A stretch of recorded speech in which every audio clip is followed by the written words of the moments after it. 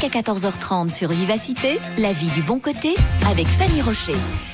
Bonjour, je suis très heureuse de vous retrouver sur Vivacité toute cette semaine, une semaine ensoleillée en plus. Quoi rêver de mieux? Nous allons parler aujourd'hui des patients dits résistants. Ce sont ces personnes qui font un trop long parcours du combattant. Nous allons nous demander si les personnes pour qui une thérapie dure trop longtemps, elles cachent quelque chose. Est-ce que cela cache quelque chose? La plupart des patients qui suivent une thérapie désirent changer certains de leurs comportements, attitudes ou encore ressentis, mais ils n'y parviennent pas. C'est la phrase « Je voudrais, j'aimerais, mais c'est plus fort que moi. Je continue à boire, à fumer, me sentir mal, à grossir. L'intention y est. Cependant, les résultats ne suivent pas. Ils se sentent bloqués, enfermés, comme piégés par eux-mêmes. 95% des patients de mon invité ont fait ce qu'il appelle le parcours du combattant. Ils sont à la recherche de celui qui aura une sorte de baguette magique pour les sortir enfin de cet enfermement. Des personnes sentent qu'à l'intérieur d'eux, il y a une partie qui veut changer, une autre qui ne veut pas, avec peut-être cette notion de la nostalgie du paradis perdu. C'est le combat dans leur tête. L'objectif est donc de nettoyer ce qui est inconscient afin d'aider la personne à aller vers des solutions gagnantes. Daniel Radou, mon invité, parlera de sa méthodologie de changement qui a développé afin d'aller nettoyer cette partie problématique inconsciente. Vous vous reconnaissez peut-être dans cette description de patients résistants. Peut-être connaissez-vous dans votre entourage des personnes qui auraient ce profil. Vous souhaitez témoigner ou vous avez tout simplement une question, rejoignez-nous via la page Facebook de l'émission ou encore par SMS au 30 63 50 cents. Le message, plus simple encore au 070 23 33 23. Nous sommes à l'écoute, nous vous accueillons avec plaisir. La vie du bon côté. Avec vous, Daniel Radou, bonjour. Bonjour. Merci Fanny. d'être venu nous rejoindre pendant ces congés qui ne sont pas vraiment des congés pour vous, j'ai bien compris. Alors, on ne vous présente peut-être plus, mais je rappelle que vous êtes docteur en sciences, psychothérapeute, spécialiste en biologie du comportement humain et animal. Vous êtes également conférencier international. Vous faites véritablement le lien, vous me disiez, entre la biologie et le comportement. Et c'est ça le plus qui est intéressant avec vous. Oui, c'est ça. C'est-à-dire que je pense que c'est important quand je reçois un patient et qu'on fait un travail ensemble, c'est de donner en fait des explications du fonctionnement, de leur fonctionnement, comment ils fonctionnent, quelle est leur manière d'être au monde. Et pourquoi est-ce que ils ont envie de changer là, se débarrasser d'un certain nombre de comportements, attitudes ressentis là ou symptômes, et en fait ils n'y parviennent pas. Et donc, ils comprennent pas. Ils disent, mais oui, mais je suis motivé. C'est pas un problème de motivation, parce que les gens disent, oui, c'est important de le souligner. Oui, t'es pas motivé, c'est pour ça que ça ne va pas. Non, ça n'a rien à voir avec la motivation. Ce sont des gens qui sont, je dirais, presque trop motivés. Parce que ça aussi, c'est un mécanisme de résistance, en fait. Mais, ils voudraient vraiment changer et ils n'y parviennent pas. Donc, je pense qu'il est important qui comprennent quels sont les mécanismes qui sont neuropsychobiologiques, donc, qui sont là derrière, qui expliquent en fait qu'on n'arrive pas à arrêter cette thérapie, qui peut durer plus d'un an, surtout les symptômes années, qui sont là, là derrière, et ils se sentent pas bien pour différentes raisons, etc. Et pourtant, ils ont fait ce que j'appelle le parcours du combattant, enfin ce qu'on appelle le parcours du combattant, parce que ça vient pas de moi, Ça vient en psychothérapie, donc on parle de ce qu'on appelle le parcours du combattant. Ce sont des gens qui ont été voir plusieurs psychothérapeutes. C'est ça, il faut faire la différence entre les patients résistants dans le cadre d'une thérapie comme celle-là. Ça n'a rien à voir avec les patients résistants à des médicaments. Non, ça n'a rien à voir. Vraiment éclaircir la situation. Oui, c'est ça. C'est-à-dire que ici, on va pas parler des résistances aux antibiotiques ou à la chimio, etc. Donc, on n'est pas dans ce cadre-là. On est vraiment dans la psychothérapie. Oui, dans le psychisme, en fait. Et alors, je parle pas non plus des gens qui ont été chez des psychothérapeutes et où ça fonctionnait, parce que bien entendu, ceux-là, ils se retrouvent pas chez moi parce que ils ont réussi. Non, moi, je parle en fait des gens qui, comme on l'appelle là, qui ont fait le parcours du combattant, c'est-à-dire que en fait, soit il y a eu des petits changements, mais bon, ça n'a pas été terrible. Oui, c'est ça. Il est temps d'agir. Il y a eu des changements et puis il y a eu un traumatisme, enfin un événement qui s'est passé dans leur vie et paf, ils sont revenus en arrière. En fait, c'est comme si on repartait à zéro. Où il y a des gens qui, en fait, où il y a rien qui change, il y a rien qui bouge en fait. Et ils sont toujours avec leur mal-être, etc. C'est ça. C'est là où vous allez nous éclairer tout au long de cette émission pendant 1h30. 95% de vos patients ont vécu ou vivent ce parcours du combattant. Vous faites peut-être partie de ce profil, de ces personnes qui voudraient tellement y arriver. On va évidemment dresser le profil type de ce genre de patient. On fera ça dans quelques minutes. C'est donc une thérapie qui s'éternise, peut-être un comportement nocif. N'hésitez pas à vous manifester au 30 63 par SMS ou encore par téléphone au 070 23 33 23. Rejoignez-nous. Nous sommes là pour vous donner des filons. Enfin, surtout vous, Daniel, Daniel Radou, des indices. Simplement vous écoutez, on vous attend. La vie du bon côté. Mais il y a une bonne ambiance ici dans le studio avec Daniel. Autant vous dire que ça rigole. Bon, écoutez, on est là pour s'amuser surtout. Vous dites On est là pour s'amuser. Mais bien entendu, et pour aider évidemment les auditeurs qui nous écoutent, comme Jean-Marc comprendra dans quelques minutes, qui vient de téléphoner, qui lui aimerait avoir une réponse. Mais avant tout, revenons évidemment sur ces patients résistants. C'est le sujet du jour. Qui sont-ils au final ? Est-ce qu'il y a un profil type, Daniel ? Oui, justement, il n'y a pas de profil type, si on peut dire. C'est-à-dire que moi, on pourrait dire un généraliste, c'est-à-dire que je pense qu'il est important d'abord de comprendre le rationnel. Donc, c'est une méthodologie de changement. Et cette méthodologie de changement a pour objectif d'aller activer l'inconscient du patient pour aller déprogrammer ces malaises, symptômes ressentis, etc. et reprogrammer de meilleures solutions. C'est ça. Donc, votre méthodologie, si je comprends bien, vous allez un peu effacer, comme quand un ordinateur bug. Oui. Vous effacez évidemment ce mauvais virus pour reprogrammer quelque chose de positif. Voilà, tout à fait. Alors, c'est pas moi qui le fais, en fait. Comment ça ? Oui, non, c'est même pas moi. C'est l'inconscient du sujet.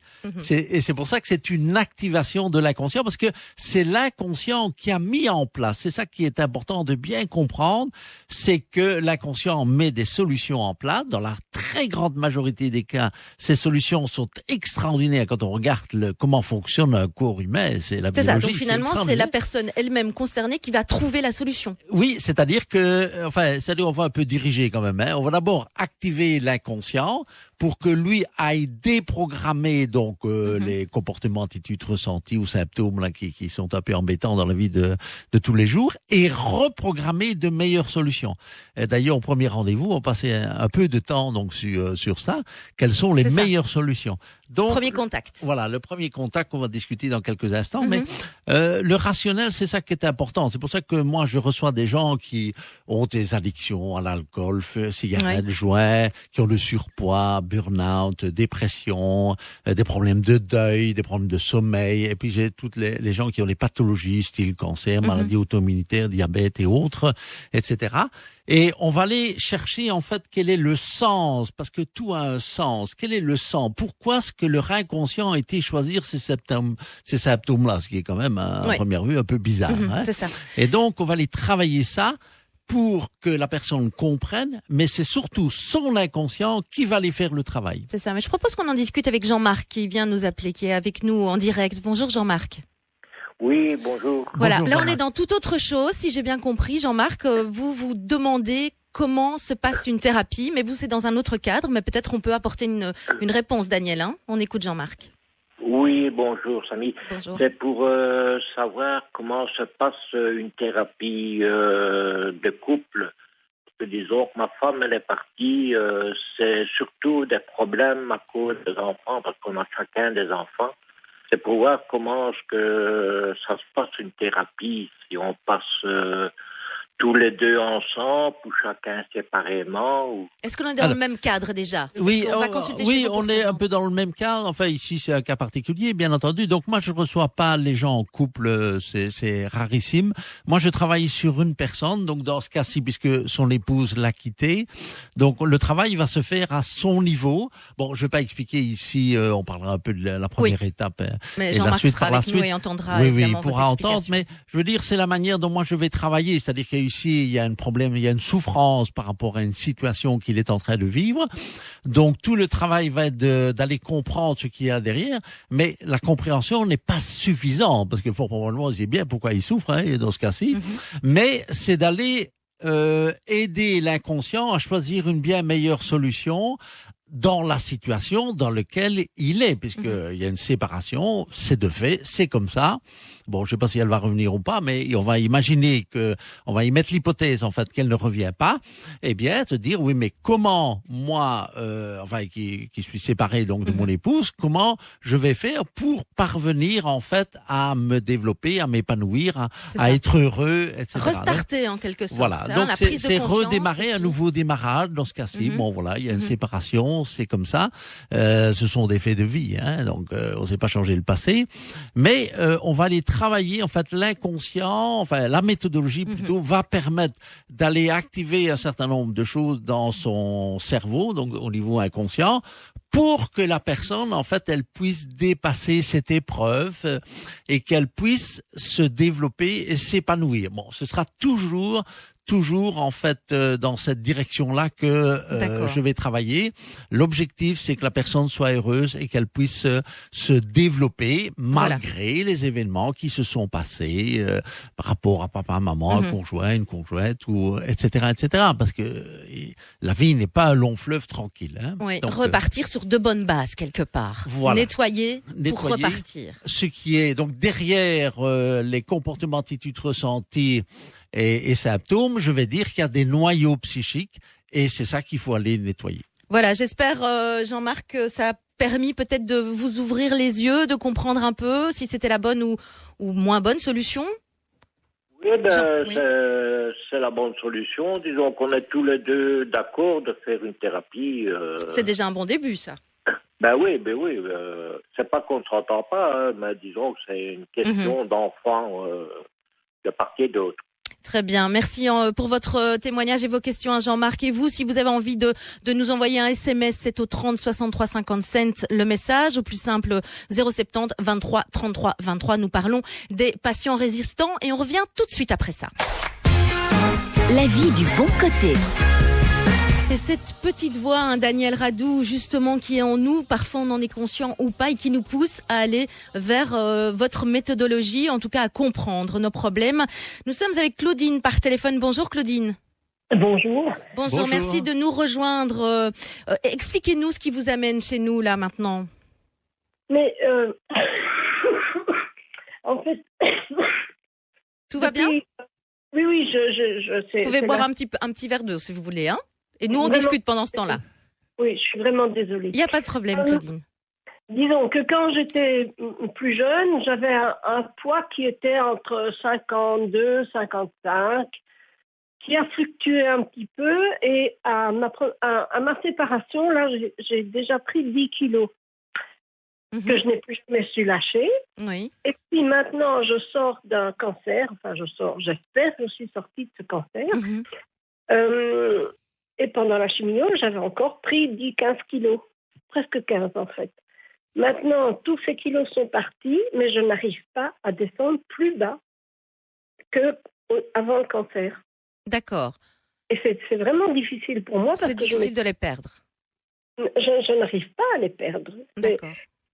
Une fois que j'arrive à un plancher, ça ne bouge plus. D'accord. Oui. Est-ce qu'on peut parler d'un parcours du combattant pour Claudine ? Oui, on peut en parler. C'est-à-dire que moi, j'ai régulièrement des gens comme ça, dans le cas du surpoids, par exemple, où ils commencent à perdre 10 ou 20 kilos. Et puis, à un moment, paf, il y a un plateau.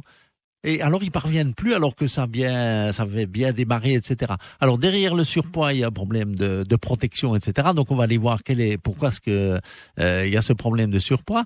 Mais en fait, dans ces cas-là, pour expliquer ce problème, c'est qu'il y a encore quelque chose. Donc, il y a encore un noyau psychique. Hein, j'utilise des mots simples ici, mais il y a encore quelque chose à nettoyer qui fait que ça empêche que ça continue. Donc, moi, j'ai des gens quand ils viennent pour perdre 40, 50 kilos, par exemple, eh bien soit ça descend complètement régulièrement, etc. Ou bien j'ai une dame, par exemple, je pense, elle a perdu 25 kilos et puis paf, il y a eu un arrêt. Oui. Et donc il faut continuer en fait le nettoyage entre guillemets avec cette méthodologie de changement pour que à un certain moment, paf, la diminution reprend et hop, elle continue à perdre ses 10 ou 15 kilos qui lui Dans le cas de manquent, etc. Claudine, ça pourrait. Il y a quelque aider. chose qui est là derrière, je sais pas quoi, parce que ici on est là Bien à sûr. l'antenne, bien entendu. Mais donc le travail va être d'aller nettoyer en fait au niveau inconscient. Il y a quelque chose qui reste encore là. Donc il y a un noyau psychique derrière ce surpoids et elle parvient pas à diminuer, donc à descendre. Et donc c'est ça qu'il faut aller nettoyer. Alors, on peut aller chercher la compréhension, te dire mais qu'est-ce qui est là derrière, etc.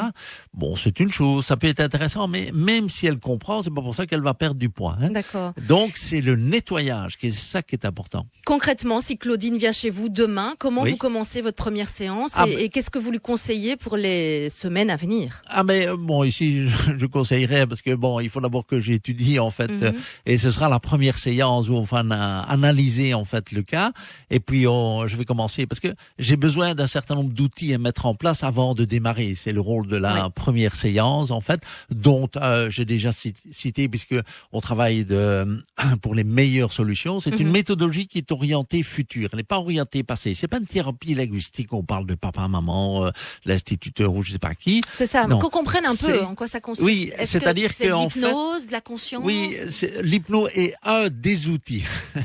Et parce que moi j'ai des gens qui ont déjà utilisé l'hypnose et ça n'a pas fonctionné. Bon, ok. Donc je rectifie. En fait ici c'est un des outils qui est utilisé, mais c'est une méthodologie de changement. Donc il y a toute une série d'outils différents. Enfin c'est une méthodologie et cette méthodologie va permettre d'activer l'inconscient de la personne pour aller nettoyer, dans le cas de Claudine, donc ici, d'aller ce qui reste là. Il y a encore un noyau, il y a quelque chose qui reste dans son inconscient, et c'est ça qu'il faut aller nettoyer. Et tant que ce sera pas nettoyé, elle peut faire tous les régimes, etc. Elle pourra perdre du poids, mais ça va remonter. C'est l'effet yo-yo, etc., qui est bien connu dans le cas de. Ça du vous parle, surpoids. ça, Claudine, quand vous entendez Daniel? Oui. Complètement, parce que je crois avoir compris que pour moi, maigrir, perdre du poids est dangereux dans mon histoire. D'accord. Ah bon, donc il faut aller travailler ça, bien entendu, puisque l'inconscient va jamais accepter que ce soit dangereux. S'il y a un danger, il est clair que l'inconscient va complètement bloquer. Donc ici, c'est intéressant parce que visiblement, elle a déjà une bonne compréhension en fait de ce qui est là derrière, parce qu'il y a la notion de danger, ok. Mais elle est bloquée parce que donc ce qu'il faut faire, c'est aller lever ce blocage, donc par rapport au danger, donc elle se sent en parfaite sécurité, ok. Et alors à ce moment-là, quand son inconscient aura compris qu'elle est en parfaite sécurité, parce que c'est pas elle consciemment, hein. Oui, c'est ça. C'est au niveau On est toujours bien inconscient. d'accord que c'est au niveau Alors inconscient. à ce moment-là, eh bien, l'inconscient va accepter qu'elle perde du poids et en plus c'est lui qui va faire en sorte qu'elle perde du poids. Merci Daniel pour cette explication. Claudine, on vous souhaite beaucoup de courage. Ça va bien se passer. Merci en tout cas d'être à l'écoute. Daniel, pour travailler avec lui. On mettra toutes les informations sur la page Oui, il y a Facebook mon de site web en principe. Rappelez-le tant qu'on y est. Tiens. Oui, je suis à Aiguezé, donc j'essaie de Louvain. Et je reçois toute la journée, même le samedi beaucoup, matin. Daniel. Oui, c'est depuis 7h30 du matin jusqu'à le dernier patient, c'est 18h30 et c'est tous les jours comme ça. Et le samedi matin également. Et donc votre site? Alors mon site, mais le plus simple, c'est peut-être de taper Daniel Radou dans Google. Avec un X. Oui, avec un X, et vous allez en principe tomber directement la première option là. C'est www.ia.info en fait. Voilà Claudine, merci en tout cas de nous avoir rejoints aujourd'hui ce lundi dans La Vie du Bon Côté. Restez bien à l'écoute, on va faire une petite pause et on va tenter de joindre une auditrice qui nous envoyait un petit SMS et qui nous parle de son mal de vivre. La Vie du Bon Côté sur Vivacité. Toujours avec mon invité Daniel Radou et un petit SMS qu'on vient de recevoir. N'hésitez d'ailleurs pas à vous manifester, que ce soit par téléphone ou par SMS. Je rappelle le numéro, le 070 23 33 23 ou par SMS, comme Sabine justement qui nous a envoyé ce SMS au 30 63 il y a quelques instants. Elle nous dit, écoutez Daniel, je vous soumets son SMS. Bonjour, ça fera 20 ans l'année prochaine que je vois ma psychiatre tous les 15 jours. Je ne suis pas encore guérie de mes traumatismes du passé. Je ne vois plus personne et je reste avec mes angoisses, mon stress et mon mal de vivre. Voilà. Voilà. Évidemment, on ne connaît pas les causes du traumatisme, mais ça intervient. Oui, donc là, probablement on est tout à fait typique en fait dans ce qu'on appelle les patients résistants, c'est-à-dire c'est des gens comme ici, 20 ans, tous les 15 jours. Donc, je veux dire, le nombre de séances est absolument énorme. On n'est pas du tout dans ce qu'on appelle les thérapies brèves ici, bien entendu. Et bon, je connaissais pas le point de départ, mais à première vue, les résultats, parce que c'est ça qui est important. Toute cette méthodologie de changement, en fait, ce sont des résultats concrets observables dans la vie de tous les jours. Donc, en 2 séances, je demande toujours qu'est-ce qui a changé dans votre vie de tous les jours. Et on va accumuler. C'est pas une baguette magique, hein. Mais je veux dire, dans un cas comme ça, 2 séances, on voit déjà plus clair. C'est-à-dire que je propose 3 séances. Pourquoi? Parce que mes statistiques montrent qu'après un premier rendez-vous, après ce qu'on appelle le premier voyage intérieur, c'est pas la première séance parce que c'est déjà la deuxième, mais voyage intérieur, c'est oui, intéressant, c'est ce qu'on appelle le voyage intérieur parce que c'est là que l'inconscient est activé. Donc la personne, elle fait un voyage, mais elle fait surtout c'est sans effort, consciemment. C'est-à-dire, il y a quand même un qui travaille. J'ai noté une de vos phrases en préparant cette émission. Surtout, ne faites rien. Oui, c'est ça. C'est-à-dire que quand ils commencent leur voyage intérieur, je leur dis qu'ils s'installent donc sur la table. Je dis surtout ne faites rien. C'est comme ça que ça fonctionne le mieux. Parce que, bon, il y a quand même bien un qui doit travailler. Donc ici, dans le cadre là, c'est l'inconscient. Donc c'est une activation de l'inconscient. Et mes statistiques me montrent qu'après un premier voyage intérieur, il y a 50% des gens qui voient rien bouger. 50%, il y a ce que j'appelle un petit frétillement. On sent qu'il y a des choses qui bougent, mais c'est pas toujours très clair. Après le deuxième voyage intérieur, on est passé à 75% où les gens, là, commencent à voir des résultats concrets observables dans leur vie de tous les jours. Et après le troisième voyage intérieur, on est passé à plus de 95%. Où là, ça se voit. Attention, ça ne veut pas dire qu'ils sont débarrassés de tout et qu'ils sont heureux et qu'ils s'épanouissent. Hein.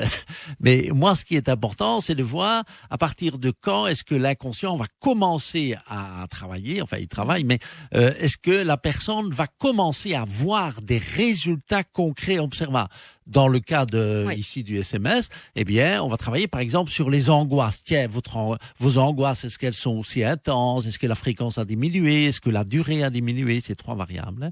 Hein. Dans le cas des angoisses ou bien du stress, etc. Et on va commencer à passer en revue en fait tous les symptômes, parce que je ne travaille pas que sur une chose, mais sur l'ensemble de la manière d'être au monde de la personne. Et on va voir quel est le chemin que l'inconscient va utiliser en fait, parce que c'est pas moi c'est une méthodologie, elle est exactement la même pour tout le monde, c'est une activation de l'inconscient, et puis on laisse la liberté à l'inconscient, parce que lui, il sait très bien ce dont la personne a besoin.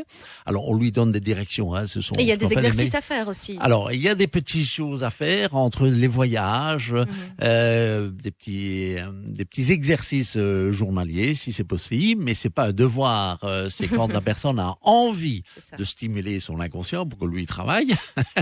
Et il y a l'exercice d'endormissement, parce que j'utilise ce qu'on appelle le sommeil paradoxal, donc c'est la meilleure manière de s'endormir. Donc c'est une manière très précise que j'invite les personnes à utiliser pour que quand elles dorment, c'est-à-dire qu'elles font rien, eh bien, leur inconscient travaille sur leur meilleure solution. Voilà. Vous me disiez 100 dossiers que vous traitez en ce moment à peu près. Oui, aujourd'hui, j'ai une centaine de dossiers. Et beaucoup de réussites, déjà. Ah ben, c'est-à-dire que moi, j'ai à peu près, en moyenne, en 10 et 15 nouvelles personnes par mois. Donc, c'est le principe de la baignoire. Hein. Oui. Mais il faut qu'il y en a qui partent, sinon, je serais complètement, en fait, submergé. Et donc, on travaille. Donc, il y a, tout un mouvement, en fait, je veux dire, les gens avancent et puis quand ils sont satisfaits, etc., bon, on dit, voilà, moi je suis là juste pour faire un bout de chemin avec eux. C'est ça. Voilà, c'est ça qui est très important. Et après, il faut que ce soit durable. Ah oui. Alors après, c'est sur ma page d'accueil, je parle de ce qu'on appelle un changement adoré. Adoré, c'est l'acronyme. Un acronyme. Oui, c'est un acronyme. Et le D, c'est la durabilité. Ça ne m'intéresse pas que ce soit un feu de paille. C'est pour revenir dans 6 mois avec les mêmes symptômes, ça m'intéresse pas. Donc, c'est durable. Donc, je préfère prendre un peu plus de temps, mais que quand c'est acquis, ad vitam aeternam, comme on dit en latin. Très bien. On va poursuivre évidemment notre exploration de notre inconscient avec vous, Daniel Radiou, juste après ceci. 13h, 14h30, la vie du bon côté. Et toujours avec notre spécialiste Daniel Radou, voilà, qui replace son casque sur les oreilles. Daniel, voilà, on parle de ces patients résistants. On a déjà évoqué pas mal votre méthodologie. Pourquoi justement ce phénomène de résistance chez certaines personnes ? Oui, c'est ça. C'est-à-dire que c'est pas un problème de motivation, parce que la majorité des gens qui viennent chez moi, ils sont vraiment motivés. D'ailleurs, ils sont parfois même désespérés parce que ça ne bouge pas, ça n'avance pas. Alors, quel est le modèle qui a été développé en psychothérapie ? C'est un modèle que j'ai déjà expliqué ici à l'antenne d'ailleurs. C'est le modèle de l'engrammage. Alors, en quelques mots, c'est-à-dire que plus le trauma s'est installé tôt dans la vie de l'individu, et ça peut remonter quand la personne était dans le ventre de maman, hein, donc ça peut remonter très très loin, et ça c'est la première variable. La deuxième variable, c'est la charge émotionnelle, c'est-à-dire plus c'est élevé et plus c'est tôt, plus ça va être engrammé. Donc c'est comme si les circuits neurologiques s'étaient renforcés avec cette charge émotionnelle et ce temps, et ce qui fait que ça va être plus compliqué. Alors quand ça s'est pas engrammé très profondément, eh bien vous faites un peu de psychanalyse, un peu de PNL, de la Gestalt, enfin, toute une série de méthodes différentes, et ça marche. Donc toutes les méthodes psychothérapeutiques ont des beaux résultats. Okay, et ça va, c'est très bien, parce que ils ont des résultats et c'est stable et c'est bien. Mais dans un certain nombre de cas, eh bien, toutes ces techniques-là ne fonctionnent pas, en fait. Alors, on arrive à des gens qui ont fait le parcours de combattant, qui ont été testés à gauche et à droite, enfin, avec différentes personnes, etc. Et puis, il n'y a rien qui bouge, c'est toujours ça. La même chose, en fait. Donc là, cette méthodologie de changement, elle a été développée justement pour ces gens, ce que j'appelle, qui restent sur le bord du chemin. Oui, mais c'est pas nouveau, en plus, cette méthodologie. Non. Mais pourquoi on en parle aujourd'hui ? On a l'impression de pas... C'est-à-dire que, bon, chacun prêche pour sa paroisse, comme on dit. Moi, je mange à tous les râteliers. C'est-à-dire que... C'est bien. Vous êtes honnête. J'ai été choisir quelles sont les méthodes qui me paraissaient les plus pertinentes pour aider justement la personne qui reste sur le bord du chemin et qui fait des tas de choses différentes, mais ça ne va pas. Et c'est ça que cette méthodologie a été développée. Et aujourd'hui, je la présente dans les congrès scientifiques. Donc, si on va sur mon site web, on verra. Oui, mais rappelez-le justement, parce qu'il y a Jean-Pierre qui nous a envoyé un petit SMS nous demandant où il pouvait vous contacter. Votre numéro de téléphone, on va pas le donner à l'antenne, bien entendu, mais toutes les informations sur votre site. Sur le site web, donc à contact, là, ils vont avoir l'adresse, email, téléphone, etc. Mais s'ils vont sur le site que je me rappelle, oui, c'est un congrès et avec présentation, ça ce sont des présentations scientifiques et sur invitation. Alors ce qui est intéressant, sur invitation, j'ai été invité à Lausanne, donc à un congrès d'hypnose, et j'ai donné 2 ateliers de 3 heures, et tout ce que j'ai raconté en fait est filmé, donc il y a des vidéos. Donc si des gens sont intéressés, prendre connaissance déjà avec votre travail. Si les gens sont intéressés par cette méthodologie, qui veulent avoir plus d'informations, etc., eh bien, ils vont sur le site et ils vont regarder les vidéos. Alors, d'un côté, c'était quand? Donc, c'était le 7 mars. Eh bien, là, j'ai parlé de la pratique, comment ça fonctionne d'un point de vue pratique. Et donc, ça dure, il y a 2 vidéos, une d'1 heure et demie et une d'1 heure. Donc, c'est, pas mal d'informations quand même. Voilà. Et puis, le lendemain, donc ça, c'était le vendredi 8 mars. Eh bien, j'ai parlé des modèles neuropsychobiologiques qui étaient là derrière. Donc, derrière cette méthodologie, il y a un fondement théorique, il y a des modèles. C'est notre compréhension de comment fonctionne un cerveau humain aujourd'hui. D'accord. Donc, si vulgariser, bien évidemment. Vulgariser, c'est pour des psychothérapeutes. Donc, voilà, il y a quand même des informations. Mieux vaut être averti. Oui, mais bon, ils ont le temps, ils peuvent repasser la vidéo. Hein. Très bien. Allez, on rappelle votre site internet, en tout cas, www.iani.info. Et vous le disiez, hein, vous êtes un petit peu le lien entre le biologiste et le psychothérapeute, le psychiatre. Oui, c'est-à-dire que je fais le lien entre les comportements, attitudes ressenties qui sont plus, on va dire, le champ de la psychologie, après en parler, avec la biologie, c'est-à-dire comment fonctionne un cerveau humain. Et donc, c'est ça, faire le lien. Donc, quand on regarde mes conférences que j'ai données à Montréal ou à Paris ou autres, etc., eh bien, je fais justement ce lien-là et je discute et c'est les fondements de la méthodologie, donc, qui est là derrière. C'est ça. Tout ça pour dire, oui, vous pouvez continuer à parler. Ok, ça va. Tout va bien. Mais... Tout ça pour dire que Doc Géo, lui, notre doc, évidemment, viendra tout à l'heure donner son propre point de vue sur cette situation dont on parle, les patients résistants. La vie du bon côté. Voilà, le temps évidemment de revenir sur le sujet qui nous occupe aujourd'hui. Ce sont les patients résistants. Et on va voir Raphaël dans un petit moment. Raphaël qui va nous expliquer qu'il a vécu un burn-out il y a 1 an et demi, qu'il suit une thérapie. Il va nous expliquer tout ça. Peut-être le temps de rappeler de cette méthodologie qui est assez particulière en ce qui vous concerne, Daniel Radou. Vous en faites d'ailleurs des conférences internationales, très intéressantes. Donc vraiment le lien, aller rechercher au plus profond de soi-même le voyage intérieur. Oui, c'est ça. C'est-à-dire, c'est une technique, donc elle est connue, je veux dire, le voyage intérieur, mais elle est encadrée, ce qui va permettre d'activer l'inconscient pour aller nettoyer ce qu'il a derrière et d'obtenir, parce que c'est le principe de la boîte noire. En fait, on ne sait pas ce qui se passe dans un cerveau parce que c'est tellement compliqué, donc c'est input-output. C'est ça. On va prendre Raphaël. Bonjour Raphaël. Oui, bonjour. Bonjour. Vous avez une question précise. Je viens d'évoquer, donc vous avez vécu un burn-out il y a 1 an et demi. Vous suivez une thérapie. Si je comprends, vous avez des petites améliorations, c'est ça ?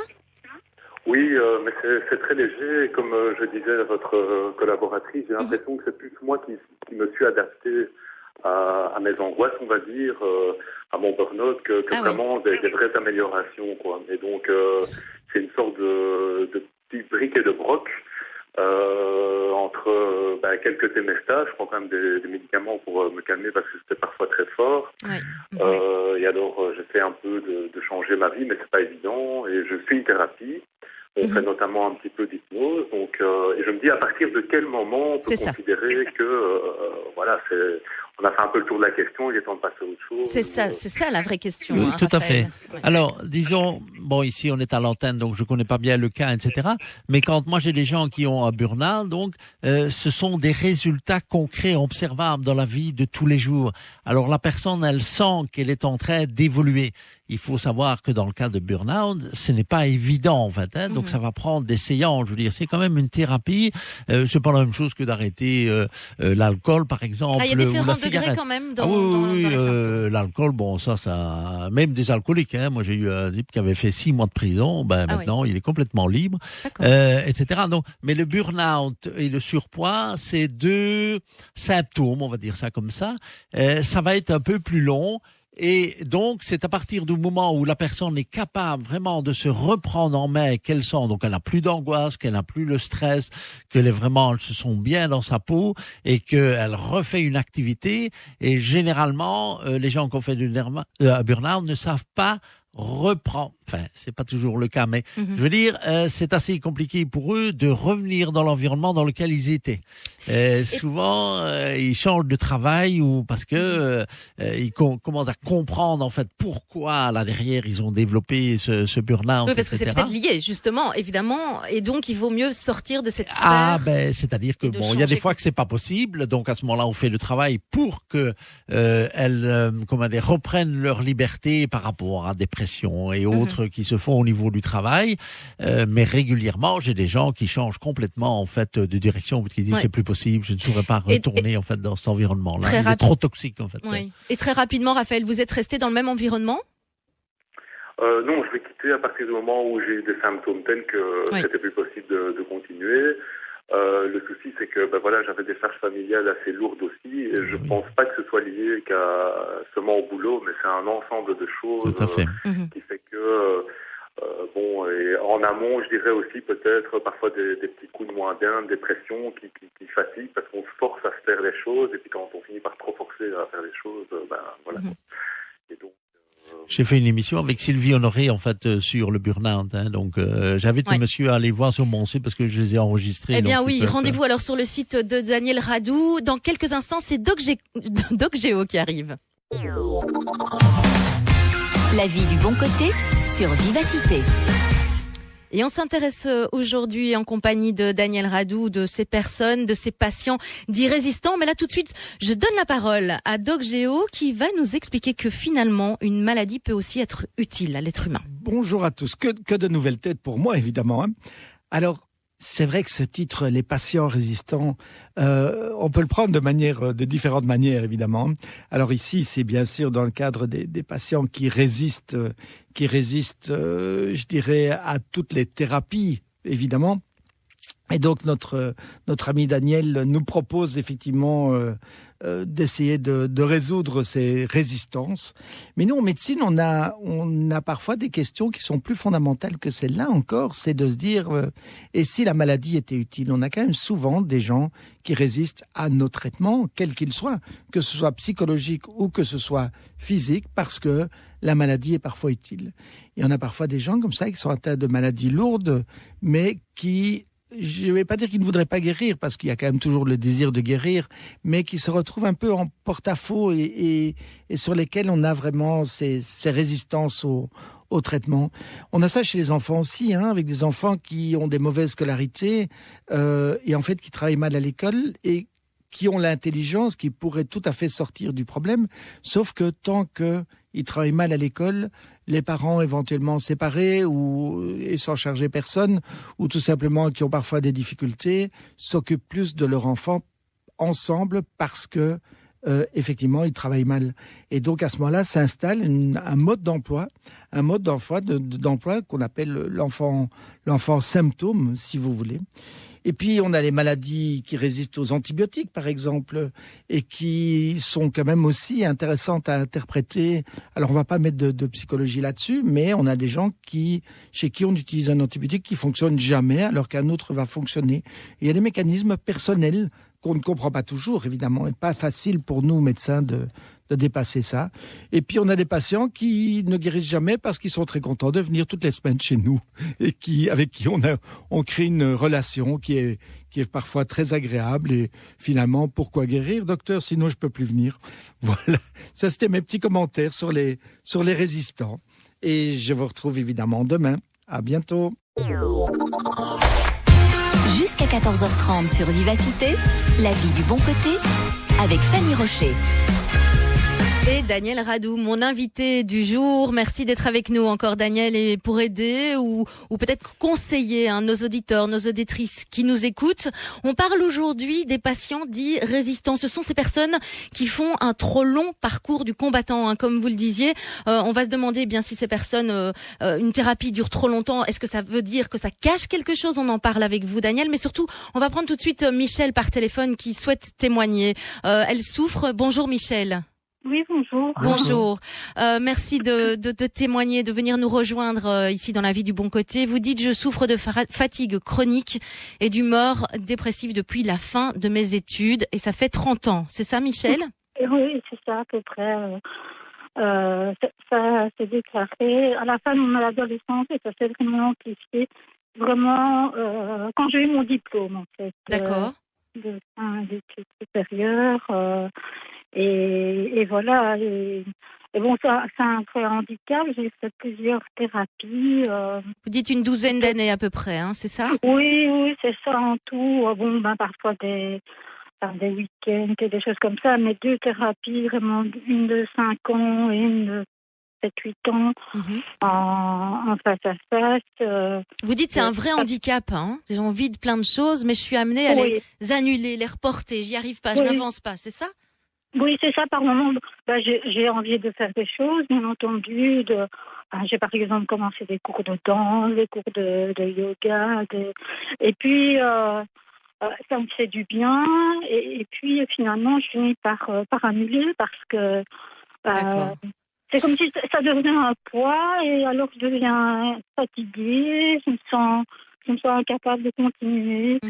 Je me sens parfois incapable de me lever. Daniel. Et reporter. Oui. Daniel, qu'est-ce que vous pouvez conseiller? Comment vous pouvez aider Michel? Oui, c'est-à-dire que dans le cas des gens qui ont des fatigues chroniques, ça c'est vraiment un des exemples où il faut travailler sur différentes facettes de la personnalité, parce que c'est pas en travaillant sur une chose que ça va l'aider.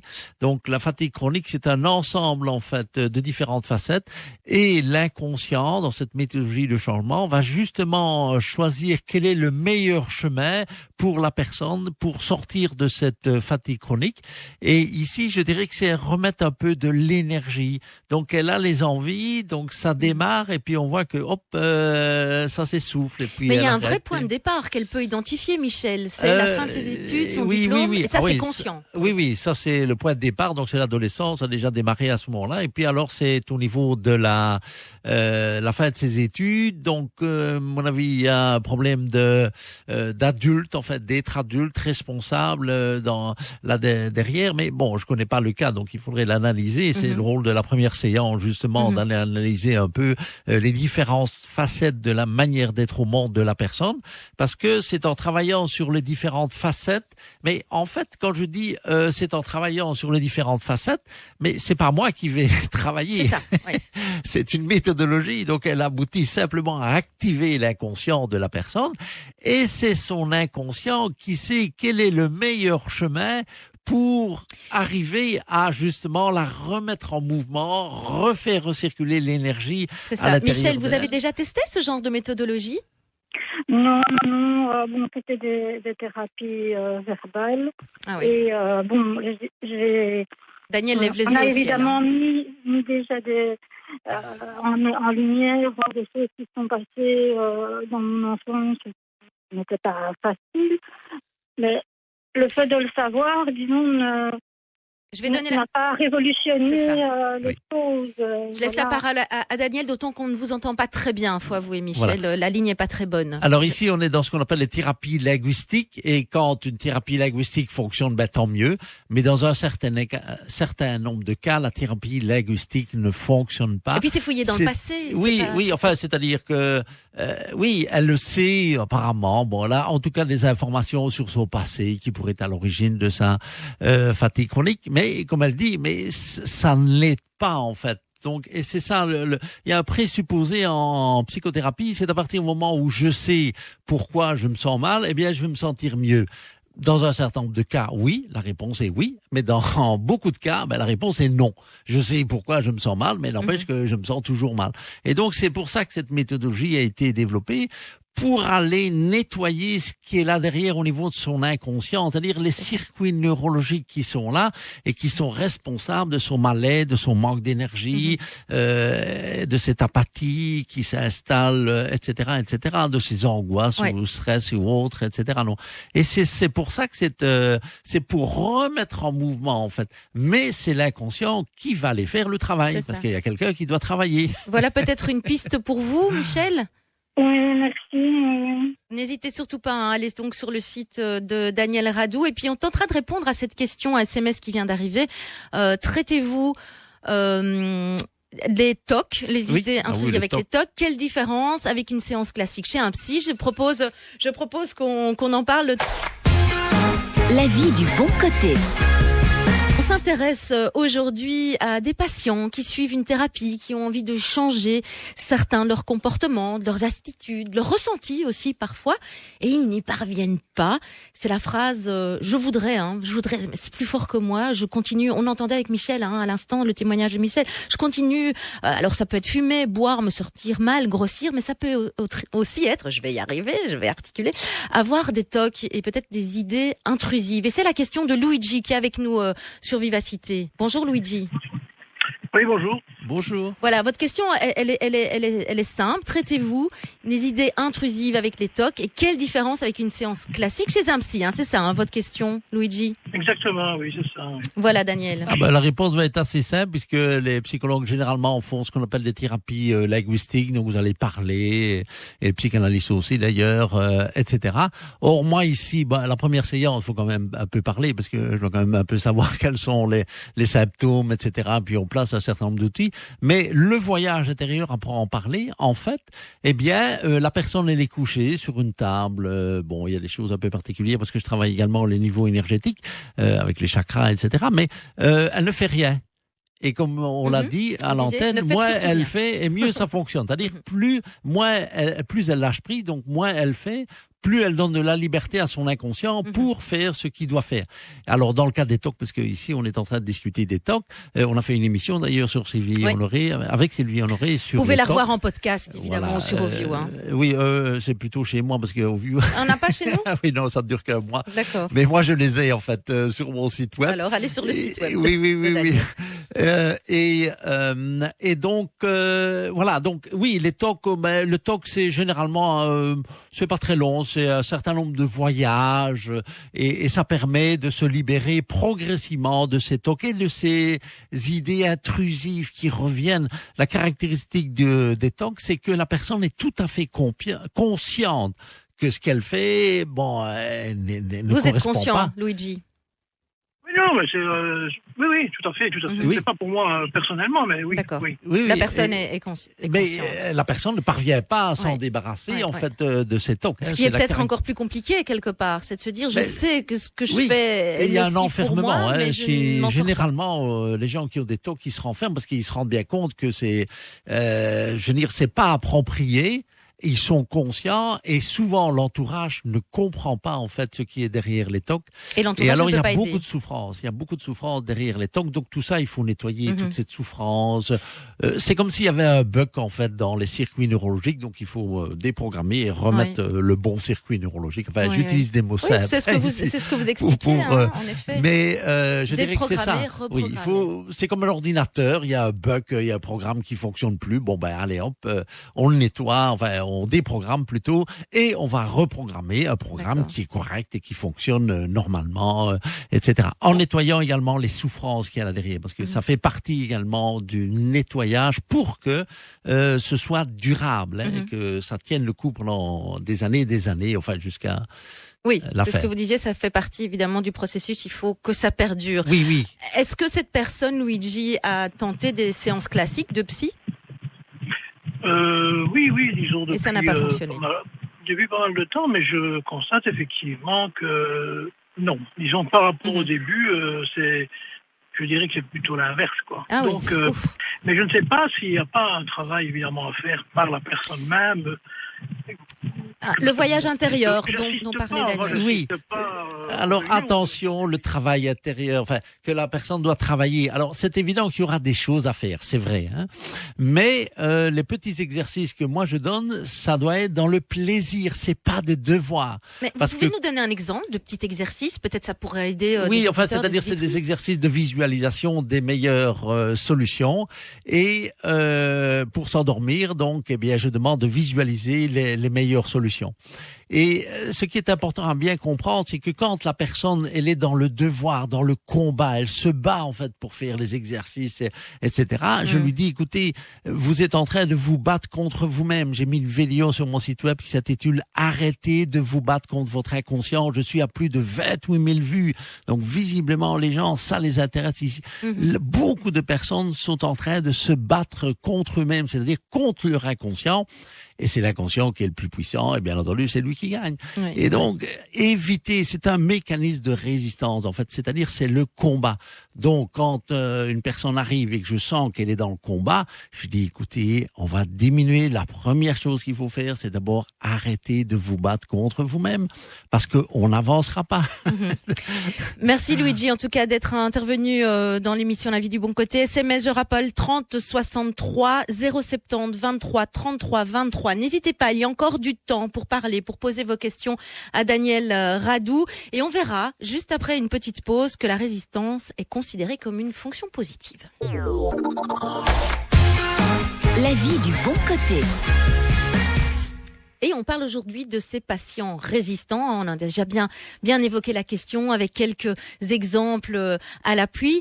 Et vous me disiez, et c'est intéressant évidemment, il faut le mettre en valeur, que la résistance peut être considérée comme une fonction positive. Oui, elle a une fonction positive. Alors ça, c'est un peu étrange, en fait, parce qu'au départ, c'est Freud qui a mis en évidence donc les phénomènes de résistance. C'est pour ça que les psychanalystes ont bien étudié, en fait, les différents types de mécanismes de résistance. Donc on va pas épiloguer là-dessus. Mais aujourd'hui, en fait, la résistance est considérée comme une fonction positive. C'est-à-dire que elle est là parce que l'inconscient a peur que la personne revivent des souffrances. Et en fait, ces résistances sont généralement en lien avec la naissance. Parce que quand on était dans le ventre de maman, eh bien, on était au paradis. En fait, on était logé, nourri, blanchi. On flottait d'ailleurs à un moment. Oui, bon, à la fin, on flotte plus. Donc, le fameux paradis perdu. Oui, c'est la nostalgie du paradis perdu. Et donc c'est le plus grand stress qu'une personne a vécu, c'est sa naissance. Et la manière dont la naissance s'est passée, eh bien, va influencer toute sa manière d'être au monde. Et quand la naissance s'est pas bien passée, que il y a eu un blocage dans le col, par exemple, etc. On revit d'ailleurs parfois son accouchement. Oui, alors ça c'est ce qu'on appelle la technique du rebirth, qui est extrêmement intéressante. En fait, c'est costaud parce que oh là. Paraît, oui. Ah oui, c'est assez costaud parce qu'on revit vraiment le traumatisme qu'il y a lors de la naissance. Et puis ensuite, quand on est sorti, est-ce qu'on a mis directement, parce qu'aujourd'hui, quand un bébé sort, on le met directement sur la peau de la mère, puis il va téter, il va prendre le colostrum, les bactéries, et il va tapisser son tube digestif, et c'est très bien comme ça. Ok. Mais il y a des bébés qui ont été séparés pour différentes raisons, etc. Donc, quand on voit, donc la nostalgie du paradis perdu, c'est comme si dans notre inconscient, nous avions une réminiscence de ce qui s'est passé à notre naissance. Et si ça s'est pas bien passé, eh bien, c'est comme si à chaque changement, eh bien, l'inconscient dit, mais attention, tu vas souffrir. Alors, bien entendu, c'est plus la naissance, que vous revivez, mais pour l'inconscient, lui, il est bloqué, en fait, je dirais, un peu dans ça. Donc, elle a une fonction positive parce que elle ne veut pas que vous ressouffriez. Oui. Quand vous avez souffert. Mais le problème, c'est que ça vous bloque. Ouais. Et donc, il faut rassurer l'inconscient. Et en plus, on va même aller plus loin parce que derrière cette résistance, il y a de l'énergie. Or, une énergie n'est ni positive ni négative. Donc, l'objectif va être de récupérer cette énergie et de la transmuter en quelque chose qui est tout à fait positif. Oui. On pourrait dire qu'un processus psychothérapeutique, c'est un processus alchimique. Oui. Mais au niveau psychique, bien entendu, c'est-à-dire en alchimie, on transforme le vil métal, le plomb généralement, en or. Eh bien, on pourrait dire que toutes ces souffrances, eh bien, c'est un peu comme l'agriculteur qui a du fumier. Oui. Bon, c'est pas terrible le fumier, ça sent assez mauvais, etc. Mais l'agriculteur le conserve parce qu'il va le mettre dans la terre. Ça va se transformer en humus. Et l'humus va lui donner plus de blé, qui est la symbolique de la richesse, en fait. Donc vous allez un peu titiller ce côté-là en disant, mais écoutez, c'est une fonction positive et vous avez une richesse qui est là, il faut simplement la transmuter. C'est transformer ces souffrances, où il y a une énergie, et la transformer en quelque chose de positif. C'est une énergie de vie pour bouger, pour faire des choses, se développer, etc. Et à quel moment est-ce qu'on sait exactement que ça y est, on est enfin sorti de ce parcours du combattant? Ça c'est la personne qui me le dit parce que elle se sent, elle commence à être heureuse, elle s'épanouit. Vous voyez évidemment le changement. Ah oui, parce qu'à chaque voyage, on va discuter, mais qu'est-ce qui a changé, etc. Donc à un certain moment, et souvent en fait, c'est souvent moi qui commence à en parler en disant mais vous savez, est-ce qu'on ne s'approche pas de la fin là? Parce que si je regarde quand vous êtes arrivé le premier jour là, la première séance, il y avait ça ça c'est fini, ben attendez, pourquoi est-ce que vous venez encore, oui, c'est vrai. C'est rassurant peut-être de venir chez vous du coup. Ah oui, mais très souvent, je veux dire dans 2 cas sur 3, en fait, c'est moi qui en parle en premier en disant allez, on va peut-être encore faire une séance pour être sûr. Et souvent à la fin, on commence à allonger le temps. C'est ça. C'est-à-dire que là, on va mettre 2 mois, voire 3 mois pour être sûr que ça continue, que c'est bien stable, c'est bien stabilisé, qu'on a des piliers qui sont là et qui sont bien costauds. Et malgré les événements de la vie, eh bien, que le bateau, il tanque pas, il est bien stable. En fait. Allez, Daniel, vous avez encore plein de choses à nous raconter. Vous pouvez encore nous rejoindre au 3063 via SMS 50 cents, le message. La vie du bon côté sur Vivacité. Et on est toujours avec notre invité, Daniel Radou. C'est un vrai plaisir de vous écouter. On apprend, on comprend mieux les choses. Et justement, c'est peut-être l'occasion de rappeler que l'on parle de nos patients dits résistants, comment les remettre en mouvement. C'est votre pari et vous y arrivez puisque 95% de vos patients, vous disiez, ont vécu le parcours du combattant et vous arrivez à les accompagner chaque jour en adaptant L'approche hypnotique aussi, on peut peut-être brièvement en parler? Oui, c'est-à-dire, bon, je n'en parle pas trop parce que c'est juste un outil qui est inclus D'accord. avec d'autres, c'est la méthodologie, c'est ça. Parce que moi, j'ai des patients qui ont déjà fait de l'hypnose et ils me disent, mais ça n'a rien donné. Des fois, je leur dis, mais pourquoi est-ce que vous venez chez moi? Non, parce que, bon. Ouais. Mais j'insiste sur le fait que, voilà, c'est une méthodologie, en fait. Et il faut peut-être y croire. Non, il n'y a même pas. Ah, c'est non, pas non, comme moi- l'hypnose, justement, non, parce non, qu'on dit non. souvent, si on n'y croit pas, ça marchera pas. Oui, non, pas du tout. Moi, il y a des gens, Voilà. d'ailleurs, qui sont sceptiques. Je dis, mais c'est très bien d'être Ouais. sceptique. Oui, ça va, parce que, vous savez, il faut faire attention dans la vie. Et donc, quand il y a quelqu'un qui vient avec quelque chose comme ça, qui, à première vue, est négatif, c'est justement ce qu'on appelle la nouvelle hypnose, c'est de venir avec la chose avec laquelle ils viennent, en fait, et la transformer en quelque chose de positif. Et de dire, s'il y a quelqu'un qui vient avec une résistance, dire, oh, mais je crois pas dans votre méthode, je dis, mais vous avez raison de ne pas croire dans ma méthode. Non, mais c'est vrai, parce que vous savez, vous devez faire attention. Hein. Alors la personne, elle dit, tiens, c'est bizarre ce qu'il me raconte, alors que je dis que je n'y crois pas. Et donc, mais je dis, on va quand même faire le test, vous savez, tout en douceur, progressivement, pour justement l'aider. Alors à partir du moment où il va commencer à avoir des résultats, là, et là, ça va commencer à être un peu différent. C'est ça. Et Dans ça sa dépend tête. d'une personne à l'autre, évidemment. Ah oui, la durée ça de la c'est très thérapie, variable parce que c'est- bon, moi je ne connais pas le passé des patients, bien entendu. Alors il y en a certains qui ont quand même un passé assez lourd, donc là il va falloir plus de temps pour aller nettoyer en fait tout c'est ça. Il y a une gradation, en fait, quelque Oui, part. dans enfin les- ça les- c'est chaque personne, Ouais. elle a son vécu, son passé, etc. Moi je fais avec, hein, comme on dit.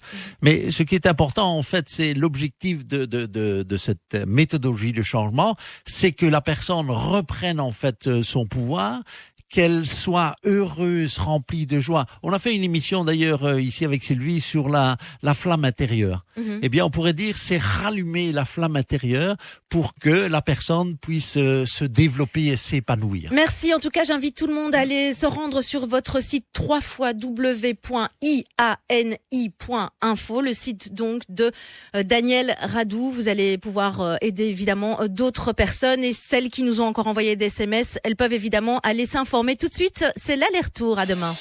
Tout Vivacité à la demande est sur rtbf.be/ovio.